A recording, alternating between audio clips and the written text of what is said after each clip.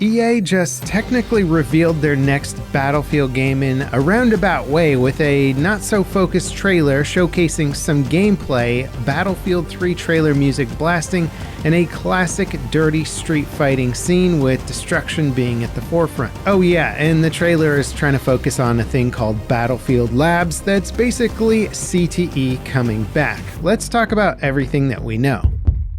So firstly, I got invited to see this trailer last week under heavy NDA, and aside from being able to collect my thoughts about it before making this video, I was also able to ask some questions behind the scenes. Naturally, EA is pretty tight-lipped about any info they're giving out, but I was able to confirm that destruction seems to be a major focus of the next title. We even get to see a little clip during this trailer showcasing some more granular destruction of a building's structural supports. Nothing awe-inducing, but it did look like it was a level beyond what we've seen in the past. The gameplay destruction shows building facades coming down just like they did in Battlefield 3, and the fact that Battlefield 3 trailer music is blasting while we see this gameplay is a very intentional nod to the golden era of Battlefield. Now, the new Battlefield Labs test environment for the game, which is technically the focus of this trailer, will be available for, as far as I know, almost anyone to sign up for, but the seats will be limited, and anything that you get to experience will be under NDA, so no sharing footage or talking about the experience publicly. And I'm sure that nobody will leak any footage anywhere on the internet. But maybe EA is already anticipating some of these leaks, and it could be intentional. I'll talk about that more in a little bit.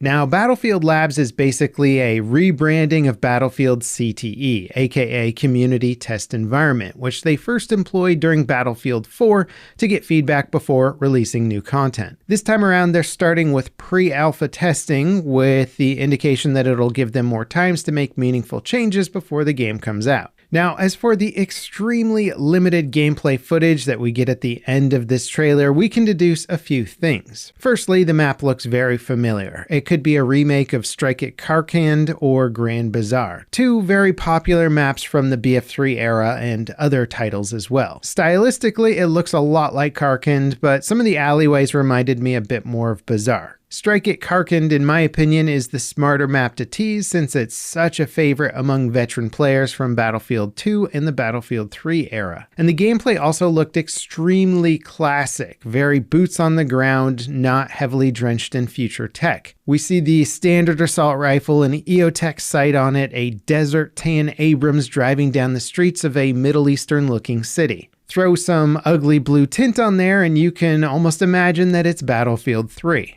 The lighting and shaders do look amazing. DICE tends to do well here, but 2042 could be argued as a step back in some regards. This, however, looks like it's pushing forward. The environment has more nuanced debris than we've seen before. Containers of soda getting knocked all over the place is a bit more dense than previous games. And then, of course, we get to see the classic rebel drop of the building facades, which isn't new to the franchise, but it did look really high fidelity. I think the most surprising thing about this type of announcement, reveal, if you will, for essentially the next Battlefield game is that it's not really a trailer for the game, nor does it contain much information. It's promoting Battlefield Labs, which, to be honest, EA doesn't really need to promote. They'll certainly get enough signups for it. This feels more like damage control.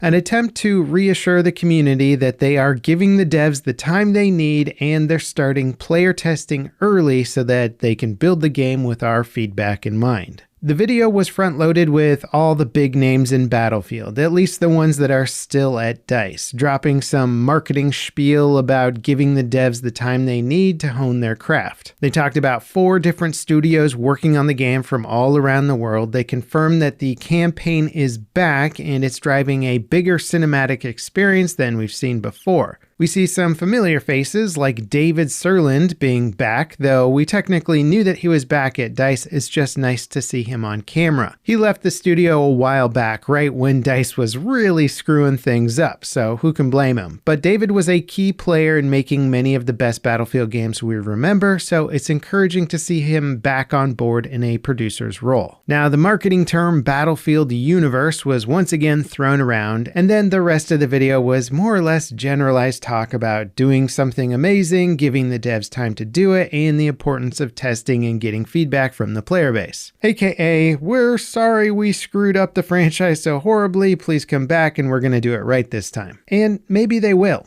A lot of people quit DICE, they were fired from DICE, there's new leadership throughout the ranks. Vince Zampella is helming the entire project, and I'm sure he's not putting his stellar reputation on the line without making sure something good is going to come from it. Obviously, I'm rooting for the next Battlefield game to be a great one, and there are a lot of factors indicating that the right people are on board.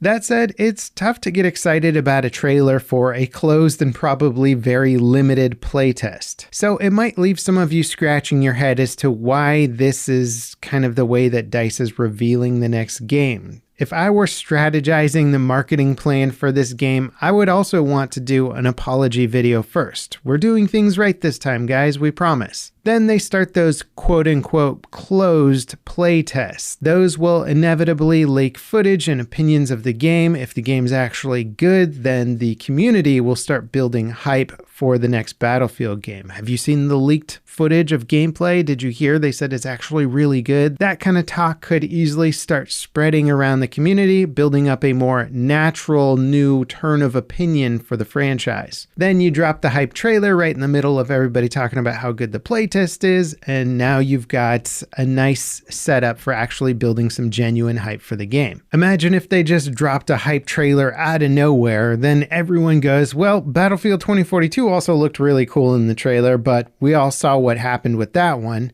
So if EA can change that narrative before the hype trailer drops, then it gives them the best chance to avoid what could easily turn into a bunch of backlash. If this marketing strategy is in fact intentional, then it's encouraging because historically, not always, but often when the marketing for a Battlefield game was poor, like say Battlefield 5, it also didn't bode well for the quality of the game at launch. There was some correlation there. When the marketing was insanely crazy good, like say Battlefield 1, the game was also pretty darn epic at launch as well. Again, this isn't a hard rule, but I'm trying to find some silver linings here. The next Battlefield game has not shown anything yet that I would consider to be epic, but the leadership seems to be showing some intelligence and knowing how to ease back into the good graces of the community. Do it slowly, don't expect the hype to begin with, earn the players' respect, and then go in guns blazing. I'm still not entirely sure what this whole Battlefield universe is going to be, but I do hope that while they're focused on getting back to the basics and using our Battlefield 3 nostalgia to turn our heads, that they're also looking to innovate. The Battlefield franchise is classic, arguably an old-fashioned and kind of dying way of playing multiplayer games. A while back I made a detailed video talking about ways of evolving this classic formula to be more competitive in the modern gaming sphere without losing the magic of what makes a good Battlefield game. And while I doubt DICE is following any of my ideas specifically, I do hope they are taking some risks and not just playing it safe. Those are some of the bigger details I am more curious about. How are they evolving the franchise and not just